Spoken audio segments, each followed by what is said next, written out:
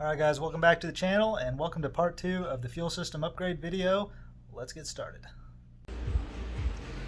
Okay, so the plan that I have come up with here is that I'm going to drill through the top of the hat. Instead of having the feed line come out this side here like the factory line, I've abandoned that and decided we're just going to go down through the top because there's more room and more clearance. And we're essentially going to have the Y end up right there, which is good because it spaces it farthest away from the pumps, which is going to help when it comes time to get these guys snaked in there. So he'll be under there, and then the bulkhead will pass through like this, and then this crazy arrangement right here will sit on top like this, and then the line will come from there down and kind of follow the factory path for the factory line, but this will sit on top of the fuel hat just like that, and I think that's going to work out just fine. It's going to be really tall. Obviously I won't be able to reinstall my plate unless I cut a hole in it, which I might, and this piece here will stick up past the trunk carpet, which sucks, but got to make some compromises somewhere. I'd like to have a flat trunk with factory carpet with no modifications to it. That's part of what I'm trying to do with this car, is make it look as normal as possible on the interior and not super modified everywhere, but you have to make compromises in various places when you're doing crazy stuff like trying to make 800 horsepower and run 8s in a street car. So I'm learning to be okay with that. So I'm not going to stress out about this and worry about it. I'm just going to say, hey, this is going to poke out through the carpet. No big deal. Part of what I got to do. So that's the plan, and I've already got a hole drilled. So that's my beginning of my hole there. I've got to drill all the way up to a size big enough for this to pass through, which is huge. In fact, it's bigger than my biggest drill bit, which is that guy there. This is actually bigger than this, so in the end I'll probably have to get the hole as big as I can, and then in the final pass I'll have to use a little grinder to widen the hole out big enough for this to pass through. So that's what I'm up to. Yep, coming along pretty good. Okay, hole is drilled and fitting is installed loosely, locked in there with that lock nut. So yeah, I think that looks okay. I'm gonna go ahead and try to fit the Y on here and see if that looks like it's gonna work out.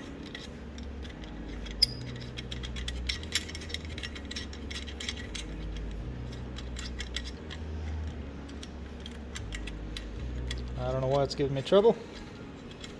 There we go. Okay, so that is how that looks like it'll fit in there, and honestly that looks awesome. That is best case scenario type fitment right there. It's really good. I think it's directly in line with the two pumps, so I'm just gonna have to come off here and off here with the accordion hoses, which is gonna look about like this. One there and one there, and then these will just have to loop around and kind of do this number and plug into the pump, and I think they can make that kind of a turn. Once I get them actually fully installed, I think they can make a pretty tight 90 without being any problem, without kinking or anything. So yeah, this should work out pretty good.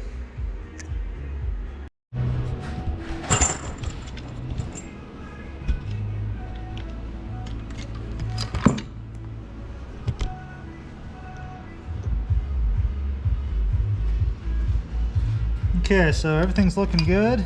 I think it's time to go ahead and clamp on these fuel tubes. I've got them pressed on there as far as they will go, and they come with these interesting little clamps. I believe these are called Oetiker clamps. I've used these before. I actually used this style of clamp to build all my heater core lines, and they worked really well. And you need this tool here to install them. Basically you just grab this guy right there and pinch really hard, and it pinches together and clamps it permanently. So it is a permanent clamp. You have to basically cut it off if you want to get rid of it later. So but that's what came with the fuel hoses, so that's what I'm gonna do right now. Clamp this dude on here.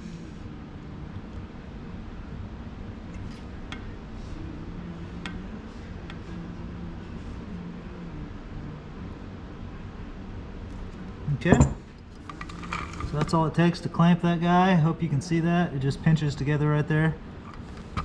So I took care of that one. I'll do one more here.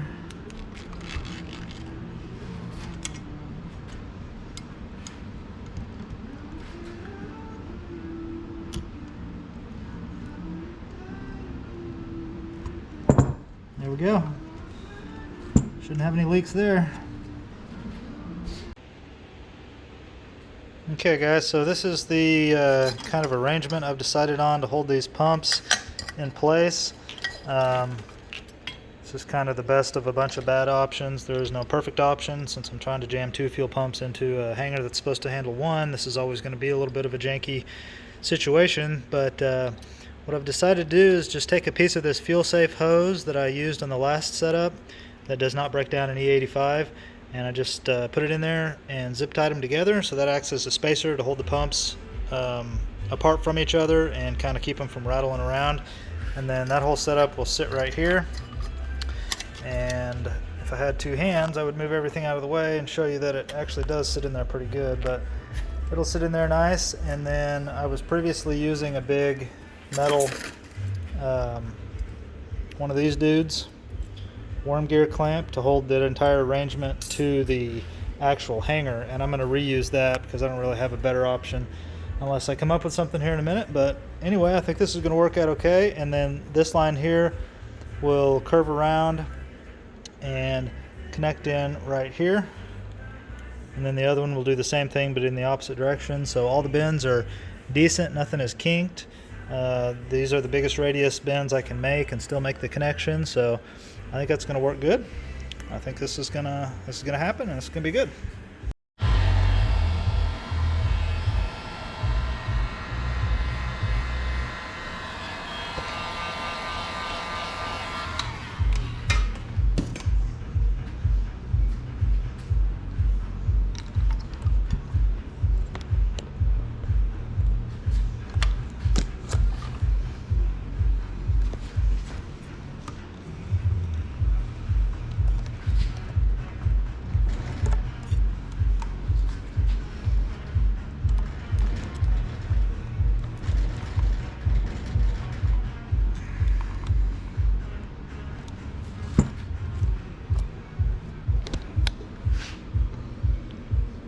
Okay, so I used the heat gun there, you saw, to warm up the plastic and get it to soften up so that I could slide it over that fuel pump, and I think that worked out pretty good.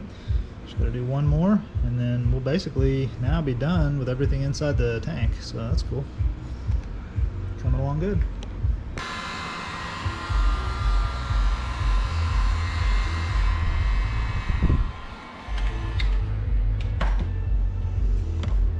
Okay, let's get this last one on here.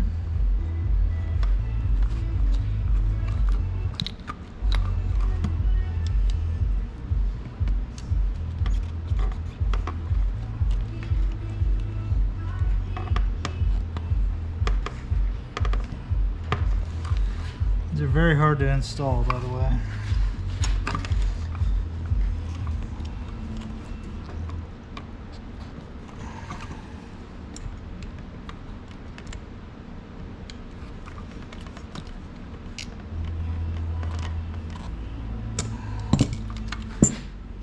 I think I got it on there past the second barb, so yeah, definitely. There we go. So you may have noticed I'm not using the clamps on this side. My logic on that was these have really aggressive barbs on it that really bite into this plastic, so I don't think it needs a clamp. And also, if I do put this clamp on here and a pump dies, it's going to be hard for me to change a pump. I'll have to cut this off, and that's annoying. I don't mind those clamps being up here because I don't ever plan to take those off. But if a pump dies, I want to be able to just cut this and take it off real quick. I don't know. That was my thoughts on that. So anyway, here we are. I think that wraps us up for in the tank. I think everything's done. It's all sitting okay and looking good. Definitely going to flow more fuel than we had in, before with the old arrangement, with the crappy solution I had going on here. So going from that to that, definitely going to flow more through here. This brass fitting had a bad joint right here. It gets very small in the middle, and then it's very tiny coming out of here. This is all much bigger all the way coming out, and then this is dash 8 up here. So yep, looking good. Okay, let's get this dude in there.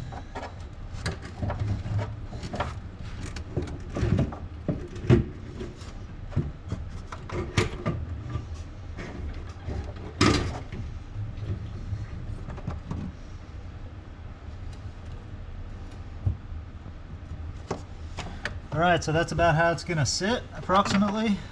This much here is going to be sticking up out of the floor. Just going to have to live with that unless I come up with a better solution, but I think this is going to be fine. This is actually a perfect angle and a perfect distance away from this edge for me to pass a soft line right through there. So it's actually going to work out really good, other than this will be visible when the trunk's open, but that's not a big deal. So yep, success, looking good. Alright guys, so that's where I'm going to stop on that video right there. I'm going to go ahead and upload it.